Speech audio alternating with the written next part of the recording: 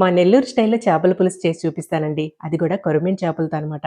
సూపర్‌గా ఉంటదండి. నెల్లూరు స్టైల్‌లో కొరమీను చేపల పులుసు పెట్టుకోండి మీరు కూడా. ఇదిగోండి ఇక్కడైతే అటికలో వండుతున్నాను. అటికలో వండితే రుచి రెట్టింపవుతది. అటికలు ఉపయోగించేటప్పుడు ఫ్లేమ్ మీద ఒట్టి అటికని అలా పెట్టి హీట్ అవ్వనివ్వకూడదనమాట. ముందుగానే ఆయిల్ పోసేసుకోవాలి. అర కేజీ చేపల ముక్కలకి 50 గ్రాముల చింతపండును నానబెట్టి పక్కన పెట్టుకోవాలి. ఇక్కడ ఆయిల్ హీట్ అయ్యాక ఆవాలు, మెంతులు, కాస్త జీలకర్ర వేసుకొని అవి చిటపటలాడాక కొన్ని ఉల్లిపాయ ముక్కలు ఎర్రగా వేపుకోవాలి. అవి ఎర్రగా అయ్యాక మిగిలిన ఉల్లిపాయ ముక్కలు, ఒక టమోటా, పచ్చి కరివేపాకు వేసుకొని వేపుకోవాలి. ఇదిగోండి ఇక్కడ చేస్తున్న ఈ పొడి చాలా ఇంపార్టెంట్ ఈ చేపల పులుసుకి. కొద్దిగా ఒక స్పూన్ ఆవాలు, హాఫ్ స్పూన్ మెంతులు, కొన్ని జీలకర్ర, కొన్ని ధనియాలు. అవి మంచి సువాసన వచ్చే వరకు వేపేసుకొని మెత్తగా పొడి కొట్టి పక్కన పెట్టుకోవాలి.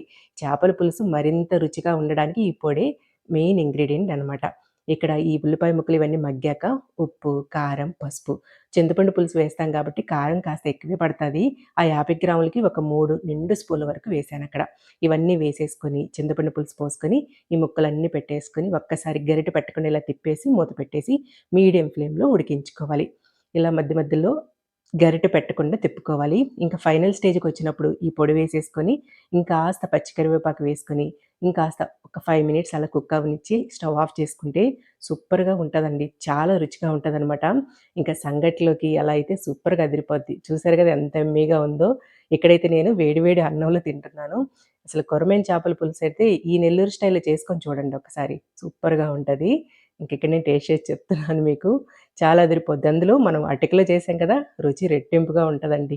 ఉంటానండి. Thank you.